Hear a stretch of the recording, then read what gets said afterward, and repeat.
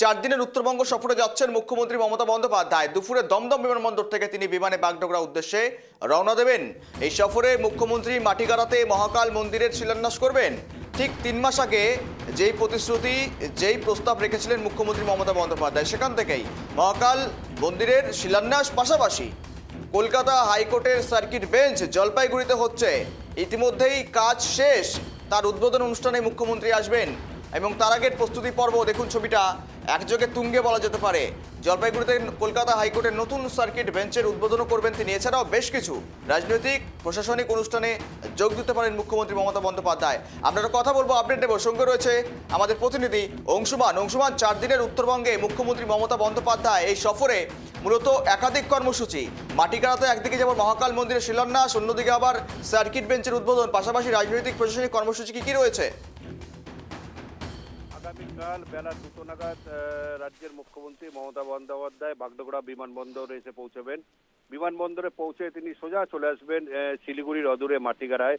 মাটিগাড়ায় যে প্রস্তাবিত মহাকাল মন্দির, সেখানকে তিনি শিলান্যাস করবেন।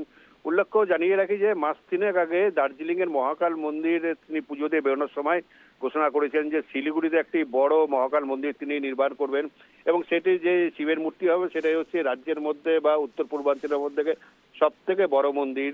এবং সেই কথাটি সিলমোহর একদম মারেন কিন্তু গত নভেম্বর মাসে তিনি যখন উত্তরবঙ্গ সফরে আসেন, সেখানে উত্তরকন্যা সাংবাদিক বৈঠকের সময় তিনি কিন্তু পরিষ্কারভাবে জানিয়ে দেন যে মাটিগাড়াতেই হবে এই মহাকাল মন্দিরটি।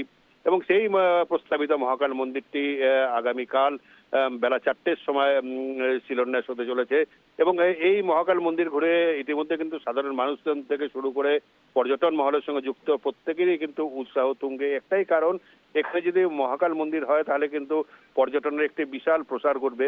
কারণ আমরা দেখেছি এর আগে যে দীঘাতে যে জগন্নাথ মন্দির তৈরি হয়েছিল, দীঘার জগন্নাথ মন্দির তৈরি হওয়ার পর দীঘার যে পর্যটন সেটা কিন্তু আমূল বদলে গিয়েছে এবং প্রচুর মানুষ সেখান থেকে রোজগার করে খাচ্ছেন এবং পর্যটন শিল্প কিন্তু যথেষ্ট বেড়ে গিয়েছে এবং পর্যটন সঙ্গে শিল্পের সঙ্গে যুক্তরাও কিন্তু আনন্দিত। সে একই ঘটনা ঘটতে চলেছে শিলিগুড়িতে।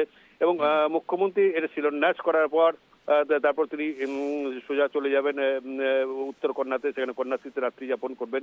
এবং 17 তারিখে উদ্বোধন হতে চলেছে কলকাতা হাইকোর্টের স্থায়ী সার্কিট বেঞ্চ। ইতিমধ্যেই সার্কিট বেঞ্চের কাজ কিন্তু সম্পূর্ণভাবে শেষ হয়ে গিয়েছে এবং এখানকার কলকাতার হাইকোর্টের প্রধান বিচারপতি থেকে অন্যান্য সম্পাদত্ব সহ অন্যান্য বিচারপতিরা তারাও কিন্তু ইতিমধ্যে এখানে এসেছেন, সমস্ত জিনিসটা তদারকি করে দেখছেন।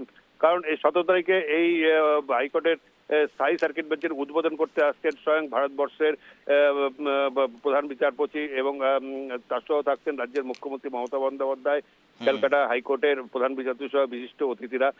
স্বাভাবিকভাবে এই যে সার্কিট বেঞ্চ উত্তর যদি হয়ে যায় তাহলে উত্তরবঙ্গের মানুষরা অনেকটাই উপকৃত হবে। কারণ তার বিভিন্ন তাদের যে মামলা সংক্রান্ত বিষয় নিয়ে এতদিন কলকাতা হাইকোর্টের দ্বারস্থ হতে হয়েছিল, যদিও অস্থায়ীভাবে একটা সার্কিট বেঞ্চ ছিল জলপাইগুড়িতে এবং সেই এখানেও কাজকর্ম হচ্ছিল, কিন্তু স্থায়ী সার্কিট বেঞ্চ নির্মাণ কাজ হওয়ার কথা কিন্তু অনেকদিন আগের থেকে শুরু হয়েছিল। এটা শেষ হয়ে গিয়েছে এবং এটা উদ্বোধন হবে। উদ্বোধন করার পরেই মুখ্যমন্ত্রী কিন্তু তারপরে সোজা ফিরে যাওয়ার কথা রয়েছে কলকাতায়। যদিও মুখ্যমন্ত্রীর সফরসূচি সম্বন্ধে এখনো বিস্তারিত চূড়ান্ত যে তালিকা, সে তালিকা এখনো আমাদের হাতে এসে পৌঁছয়নি। তবে একটা কথা, যে মুখ্যমন্ত্রীর উত্তরবঙ্গ সফর অর্থাৎ রাজনৈতিকভাবে যদি বলা যায় তাহলে একইভাবে 2026-এ যে নির্বাচনের আগে মুখ্যমন্ত্রীর এই সফরে একদিকে যেমন মহাকাল মন্দিরের উদ্বোধন, অপরদিকে সার্কিট বেঞ্চের উদ্বোধন, এটা কিন্তু যথেষ্ট তাৎপর্যপূর্ণ মনে করছে রাজনৈতিক শিবির। গৌরব, বেশ নজর রাখো। ধন্যবাদ। 4 দিনের উত্তরবঙ্গ সফরে মুখ্যমন্ত্রী মমতা বন্দ্যোপাধ্যায় আসছেন, হাইকোর্টের নতুন সার্কিট বেঞ্চের উদ্বোধনও করবেন তিনি।